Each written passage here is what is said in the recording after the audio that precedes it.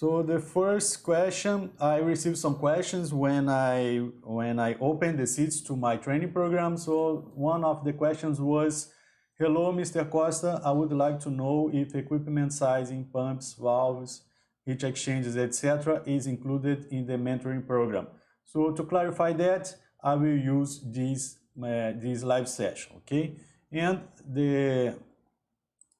I had another questions in pretty similar and very good questions, because it's important to you understand what are the roles and responsibilities of the chemical process engineers in plant design.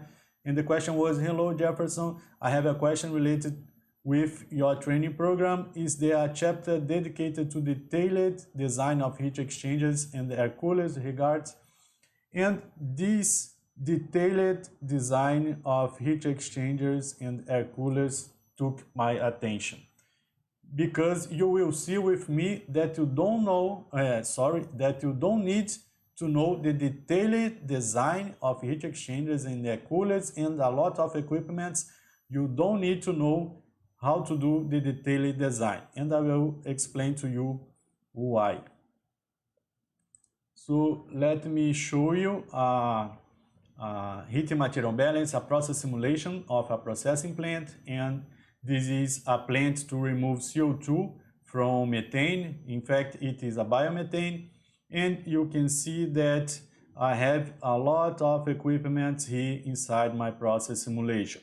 I have a vessel separator, I have a blower, I have pumps, I have plate exchangers, I have absorption columns, I have control valves, heat exchangers, and etc.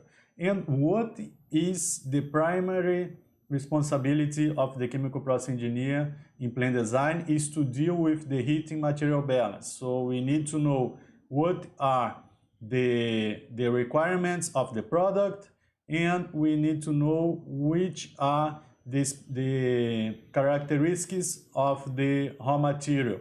And between both of them, we need to develop, or we need to design a process. And when I talk in this class, I will consider that design is to inform or to select all the characteristics that are needed to get the raw material to the product. So based on that, I need to define the flow, I need to define the operating temperature, operating pressure. I need to verify the characteristics of the composition and purity of the streams, in order that in the end, and what matters for the company is not the process simulation, is the results from the process simulation. If we are able to get the raw material, transform that on product, and with a low cost, economical way doing that. It doesn't matter if I produce, for instance, one kilogram of methane, if I expend $1,000 to do that. So that's why some new technologies get some resistance to be used in real life, because we need to expend too much money to have the product that it promised that will deliver to us. And in many cases, what we do is rely on the existing technologies, because we know what we can waiting for. But to build a plant, the process simulation is not enough. We need to do the definitions of some equipment. So for instance, let me show you. There is here there is a vacuum blower here, and here I have a vessel separator. So as a chemical process engineer, I need to take the information from heating material balance, add that for a specification data sheet, and based on that, I will buy my equipment. And some equipments I do the sizing, and I will explain to you what is this. And some of the equipments I do only the selection. I don't do the detailing design of any equipment usually in chemical process engineering. The chemical process engineer is not responsible for the tailored design of any equipment, unless that he works in a manufacturing company. And to show you that, let me use as an example the vessel separator. The purpose of the vessel separator is to, here I have a gas stream, and you can see that the top, in this case is the top of the separator, I have a gas stream that goes for a kind of compressor. In this case it is a vacuum blower, and I need to feed to the process. So in this line, as I'm dealing with a rotating equipment for a gas phase stream, I cannot have liquid. If I have droplets of liquid, I will damage the impellers of my compressor or my blower, and with that we will damage the equipment, we will stop the production, we will lose money, and the boss and the stakeholders will not be happy with that. So that's why we have a vessel separator here. And when we use the process simulation or the spreadsheets, what we define here most often is the diameter of the equipment, and you can do a quick calculation in the Aspen ICs. Quick size. It is not considering recognizing the properties. No problem. It's not important to this presentation. And we define the length, we define the diameter. It is the main information that we use to define a vessel separator. And it is the sizing. It is the sizing because I'm defining the length, and I am defining the diameter of the equipment.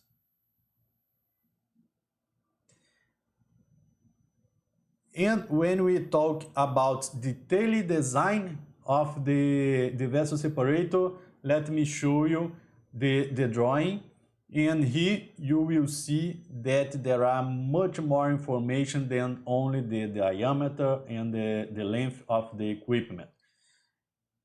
And there is, for instance, there is a list of nozzles, and the nozzles is the responsibility of the chemical process engineer to inform the nozzles, and the length of the nozzles very often we inform that, but there are information related to others.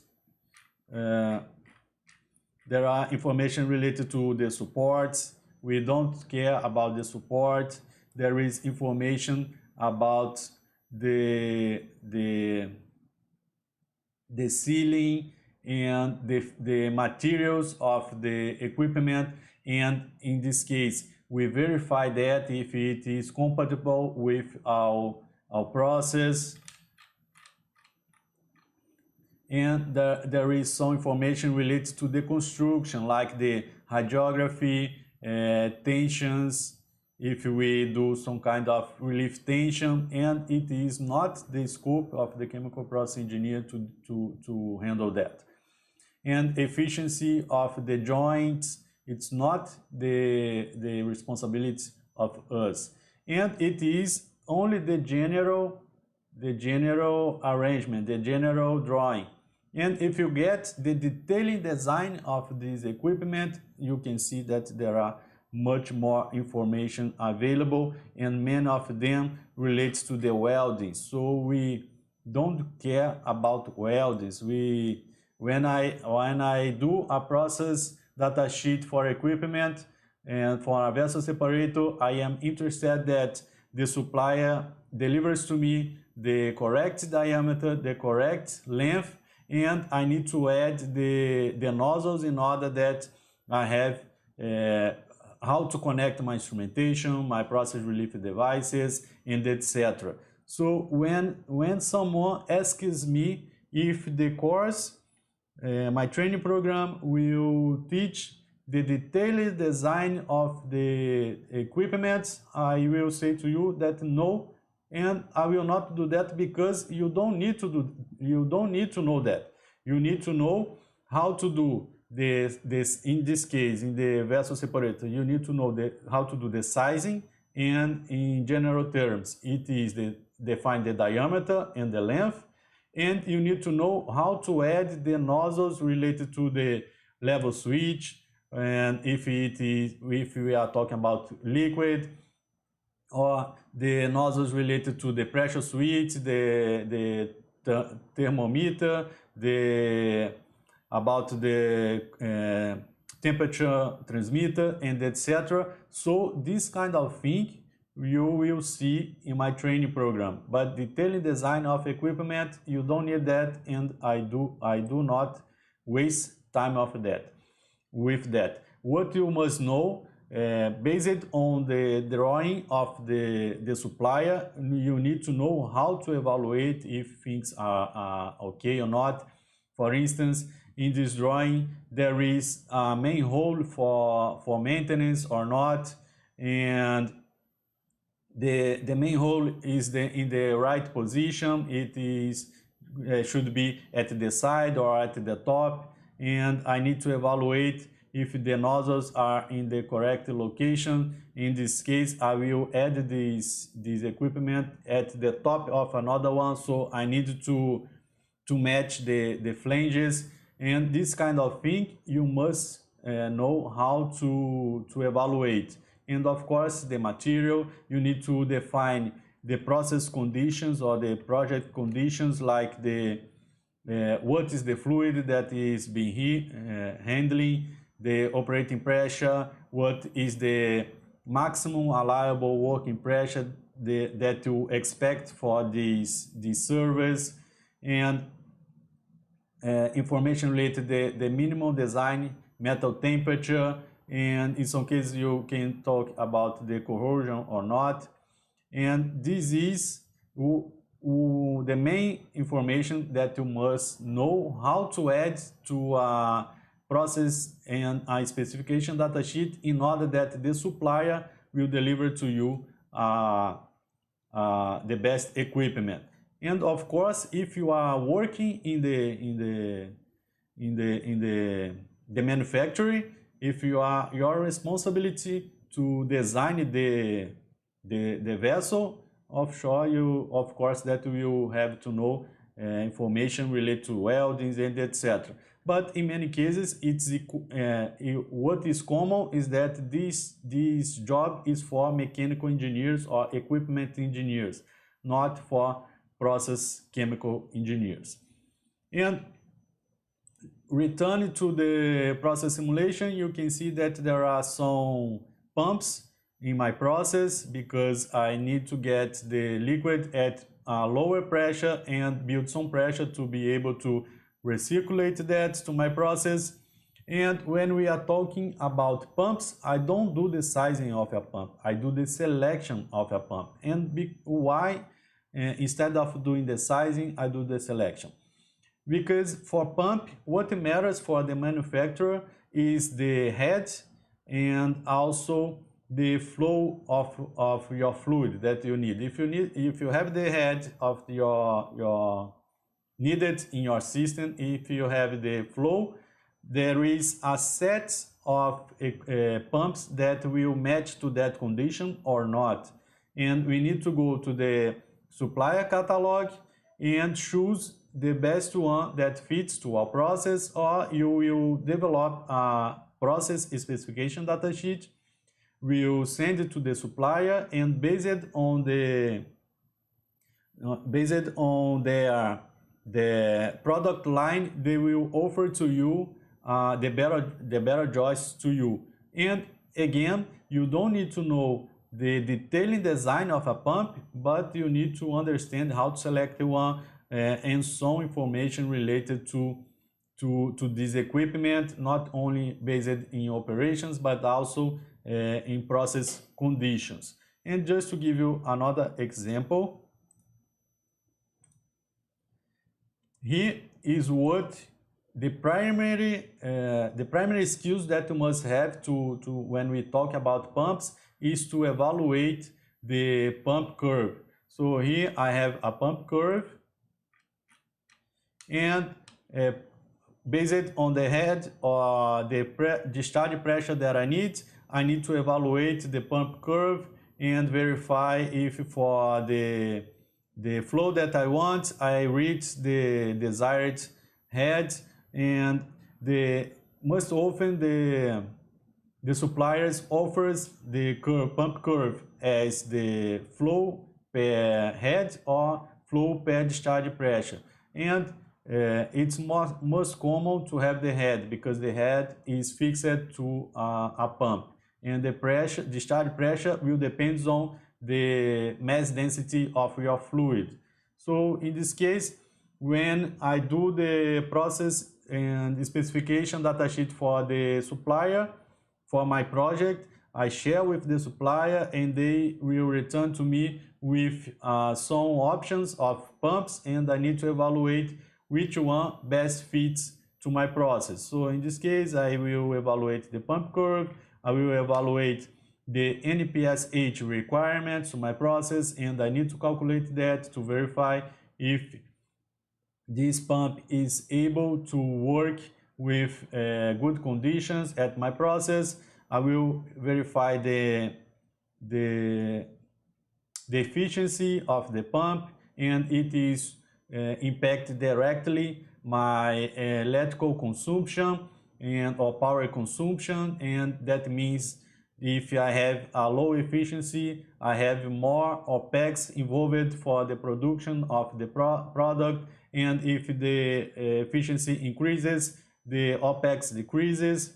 And I have here the power requirements, and with that I can evaluate if the motor selected to that pump is okay for these conditions or not. And I have some here at the top we have some graphs, and here I have the information listed the information.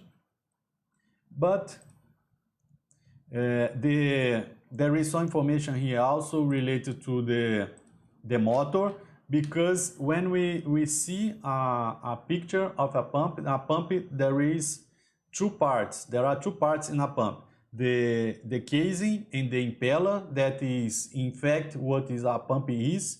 But to turn around the impeller we need a source of power, and in many cases we use an electrical motor, and because of that the suppliers send to us, especially for small pumps, not only the casing with the impeller but also the motor associated. So I need to evaluate some information here, but we chemical process engineers, we are not electrician engineers, but there are some information that I can evaluate.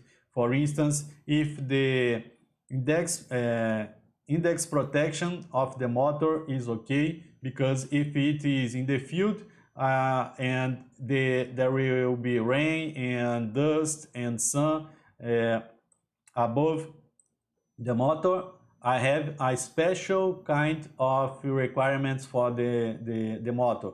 If the motor is inside a building, I have another kind of requirements. If it is in a classified area and I have flammable gases that can explode or get fire because a sparkle of the ignition of the pump, I need to know that.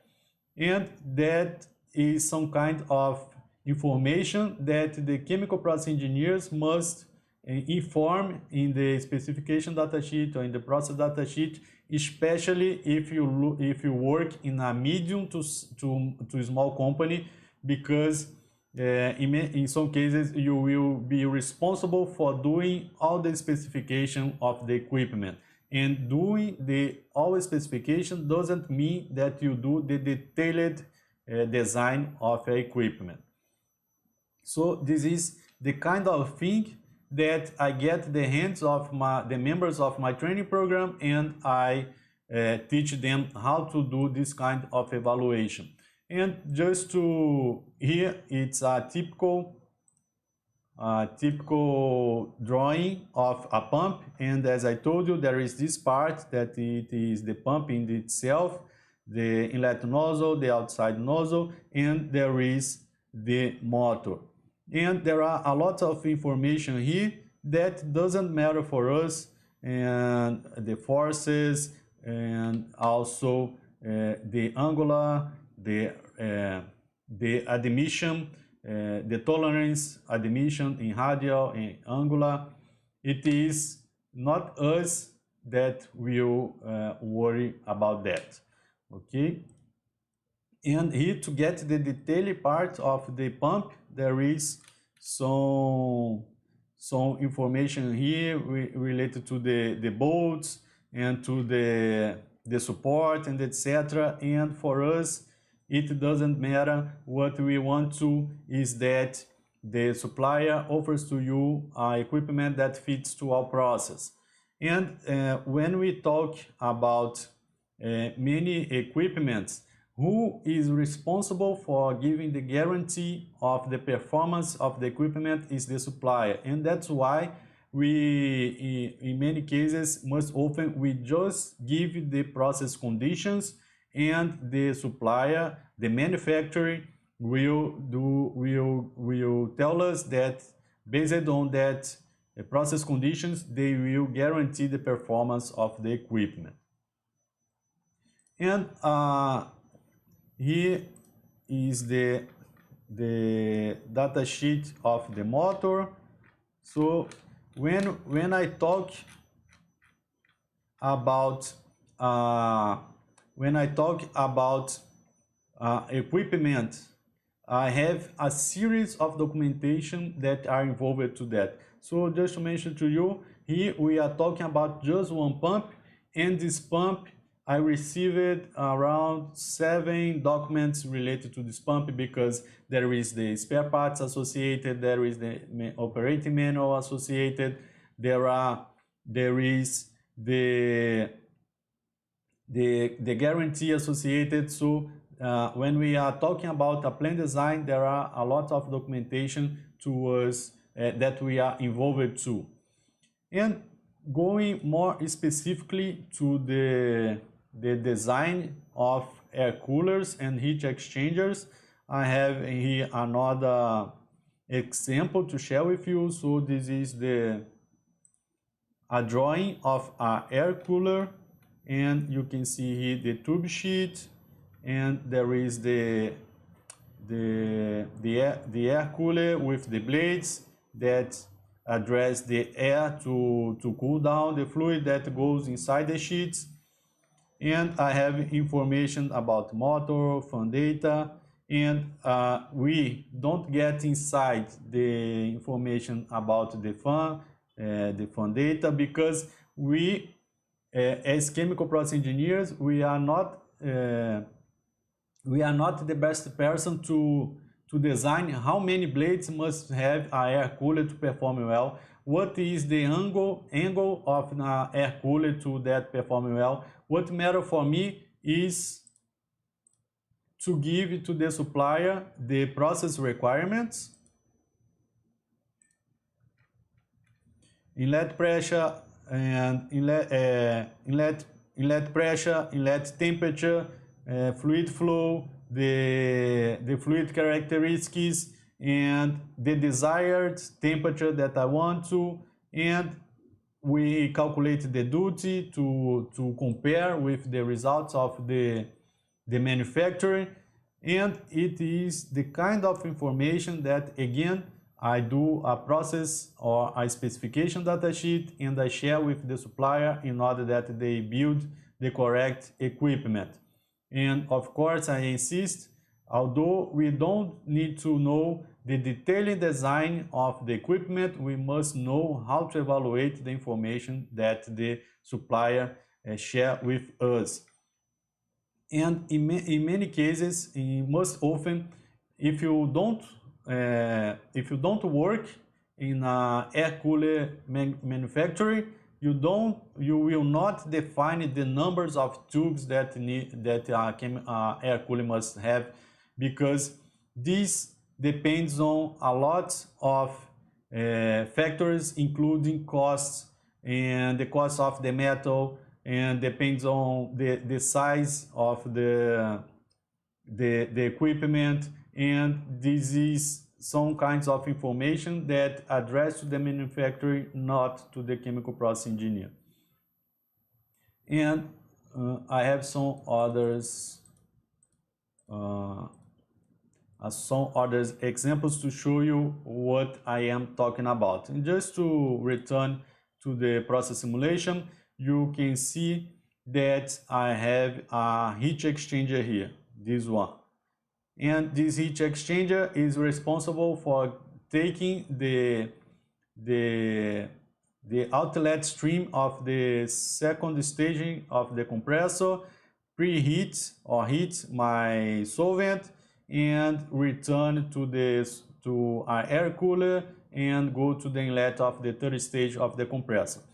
And the duty of this heat exchanger is to add enough heat to the solvent in order that the impurities releases from the solvent, and I can recover the solvent and recirculate to my process in order that I release the CO2 from the solvent, and I can continue doing the sweetening of my gas. And what kind of information I will get here? I need to again do a process specification data sheet informing the fluid, how much fluid is going through or is available in the hot stream, in the cold stream, and I need to inform the characteristics of this fluid, pressure, temperature, and I need to inform what is the available pressure drop that I have in my system, because if I have a small pressure drop, the tubes must be bigger, or the supplier will consider more tubes to reach the desired pressure drop of the system, and etc. And all of this, you don't send the process simulation to the supplier, you don't send the process simulation to the equipment engineer to he or her do the specification of the equipment. What you do is to what you do is fill the information related to the process conditions. So here I have information related to the fluid and to the flow of the fluid, if it is two phases or not, how much vapor I have, how much liquid I have. I need to inform inlet temperature, mass density, viscosity, and etc. And all information related to the process. And the main information of the process, any process, is flow, pressure, temperature, and composition. This is the main ones. And from that, you get a lot of properties from the fluids in your process simulation software, or from tables and etc. Here I calculated the heat exchanger to be able to compare with the results of the supplier, and I informed the pressure drop, available pressure drop, and also here I know what are the limitations, or which is the weakest part of my process. So in this case, I informed the MEAWP, that's the minimum MEAWP that this heat exchanger must have, and I informed also the design temperature, or the maximum allowable temperature that will address to this service. But information to arrangement of the tubes, the length of the pipe, or the diameter of the tube, I didn't fill it anything of this, because I don't work and I don't work in a heat exchanger manufacturer, and so I don't need to fill that. And based on that, I received from the supplier a quotation, and just to let you know, for this single equipment, he offered to me 4 options. And here is the data sheet of the supplier. And he offered to me an option that the biogas in the shell side, and another option with the biogas in the tube side. And based on that, the pressure drop, the calculated pressure drop may change, because now I have different behaviors of my gas. And I informed the type of materials that I expect and that is compatible with my fluid. So based on that, he calculated the number of tubes and the length of the tubes, the arrangement of the pass arrangement, and etc. And some information, some other information that is available here, like the weight, weight with water, and etc. And just as part of my job, I needed to get each one of these alternatives. So you can see here, alternative 1, alternative 2, alternative 3, and alternative 4, and evaluate which one best fits to my process, not only in terms of process conditions, but of course the company gave me this kind of options, because each one has its characteristics and there is a cost associated for that. So for these 4 conditions, they developed two kinds of arrangement. So here is the arrangement of the heat exchanger, and you can see that they are different. And what I must know as a chemical process engineer working with plant design is how to evaluate that. And I get this information, and right now I get this information, the constructive information of the supplier, and I add that to EDR, for instance, in the Aspen software, and I evaluate if the conditions informed by the supplier match with what was said in the data sheet. For instance, I did some calculations, I got the information, and I verified that the pressure drop informed by the supplier was not the pressure drop that I got from the verification of his design. And attention that I'm doing a verification, I'm not doing a detailed design of a heat exchanger. So there is a main difference there, because detailing design means welding, means selecting a series of materials that is not addressed as responsibility of the chemical process engineer. So these are the main equipments that I would like to share with you. And this is just to show you that when we, that's why I insist that the most often we don't learn chemical process engineering, plant design in chemical engineering courses, because there are a series of details that the teachers don't have enough time to share with you, and that is from the inside of the industry. You will only learn that if you get a training, and it depends on the training that you got, because if you don't got a training in plant design, and if you are not proactive, in some cases you don't learn this kind of thing, or you get too much time to learn this kind of thing.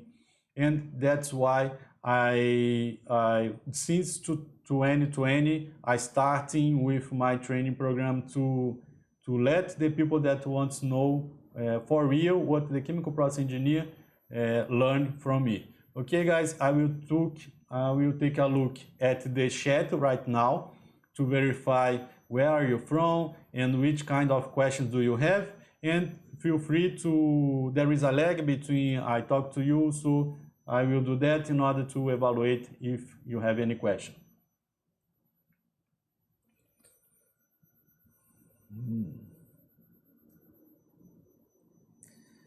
Very nice. We have people from India, people from Korea. Blooming works in a German company. Very nice. Pranay from India. Watson from Jamaica. You are all of you are welcome. Very nice to have you here with me. I have a question here, and the name is in Arabic, so I am not able to read that, but I am fresh graduate and I look for a job. How can I get a job? Advise me. So first, in my point of view, is to get a job. First, you need to define, you need to know what the companies want from you. And how are you able to do that?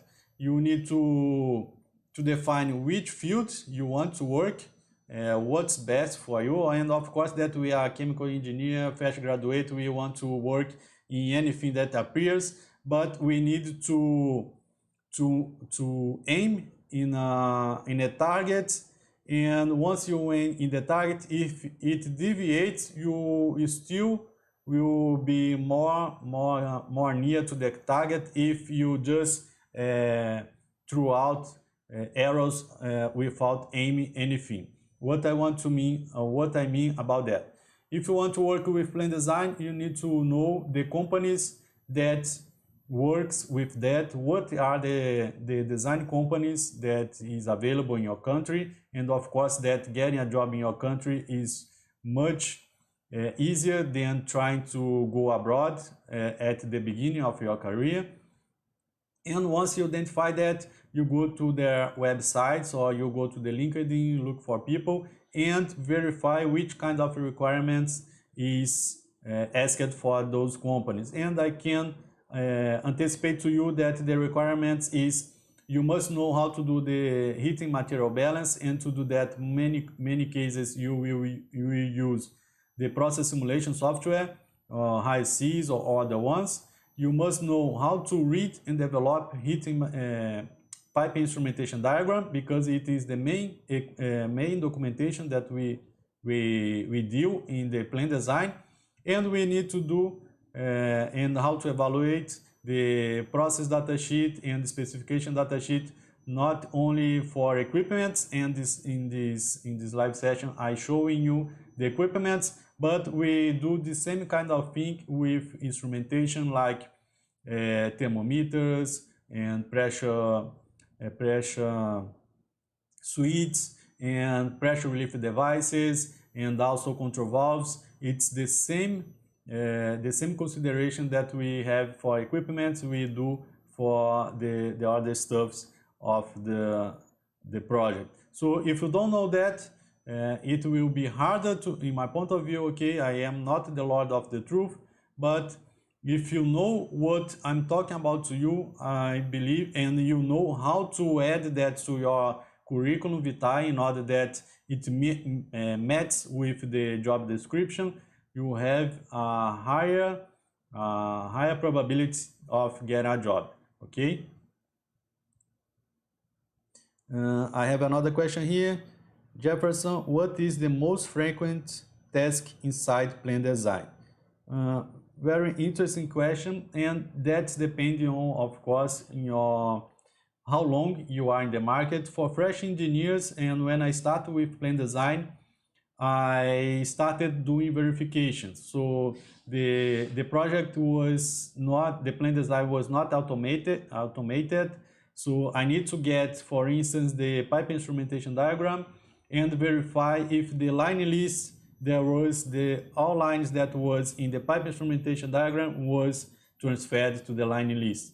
I was responsible for verifying if all instrumentation, control valves, pressure relief valves that was in the pipe instrumentation was listed in the instrumentation list. And this kind of thing, when we start your career in plan design, don't expect that you will do the selection or you will do the sizing of a lot of equipment, because you are still learning. And when you still learning, you have some time to learn the activities, and you will start most often with verifications, and time to time we will start doing some kinds of designs, and your senior engineer will comment or will supervise your work, and with that you get more strength in order to work alone in your job. And again, that's why in my point of view, I believe that the the in-process booster mentoring helps not only freshers but also final students, because you will go faster. If you already know everything that you must do in plan design, when your boss asked you to do a line list for me, and instead of expanding 7 days to do that, you will do in 2 days, because you already know which kind of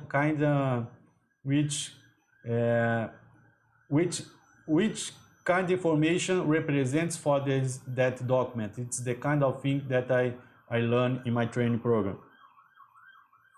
I have another question here.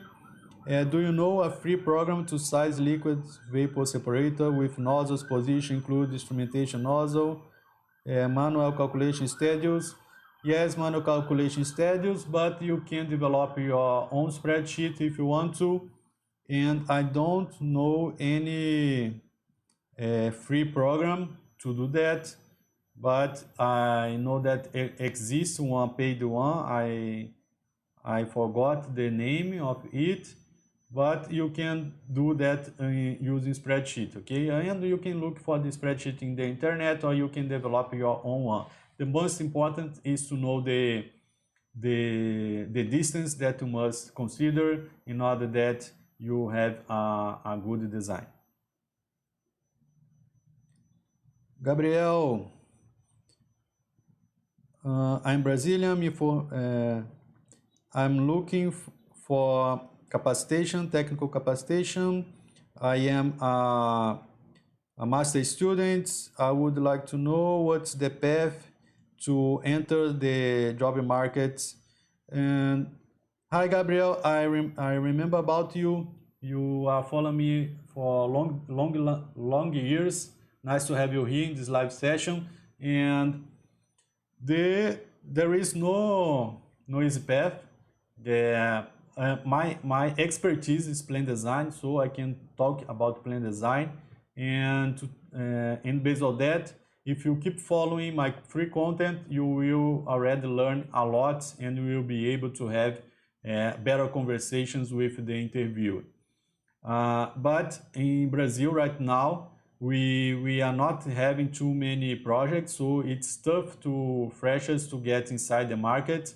But if you wait for developing yourself, if you wait for the return of the economy to develop yourself, you will lose the wave of the job market. So what I can recommend you, while you are doing the master, do that as if you don't plan to work with academics, do that as fast as you can, and let only the dissertation, only the paper to be issued, because you will still have a connection with the university, but you will not have the obligation to participate in classes, because many cases the classes of master program is during the week and during the day, and your job doesn't want to know. If you want to work, you need to be available, and to be available you don't need to have any kind of how can I say that in English, pendency with the master. Okay, so my tip for you is keep learning, and as I told before, map the companies that you want to work to, evaluate what are the requirements or main requirements that they ask to, and my point of view, I think that's interesting to sharing knowledge in the LinkedIn. It is a recommendation that I do to the members of my training program, because sharing information, sharing knowledge in the LinkedIn is a way that you have to keeping always at the site of someone. But don't do that daily. It doesn't work like that.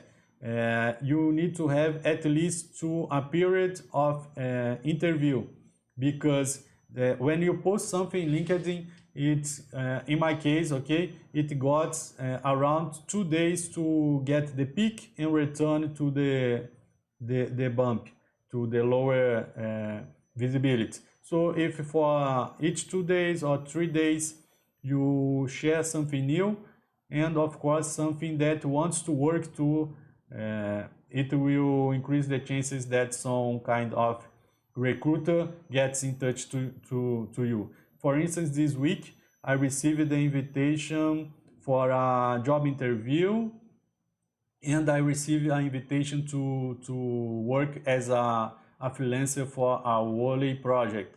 But I'm not interested on that because I am very good with my current job. So that was possible because I share my experience in the internet. And if you don't know, if you don't have experience to share, you can share what you are learning. And that's my tip for you that is with me up to this point. So guys, the questions, there is no more questions. Thanks a lot for being here with me. And if you want to have me as your mentor, the description, you can get the link for my training program in the description of this video. I will close this today for sure, in some minutes, in fact in some hours. I will need to go to the airport, and from there I may record some audio to my in process Telegram channel. Okay, so this is it. I must go because I need to do the checkout for the hotel, and I'll see you soon in the next live session. See you soon. Bye bye.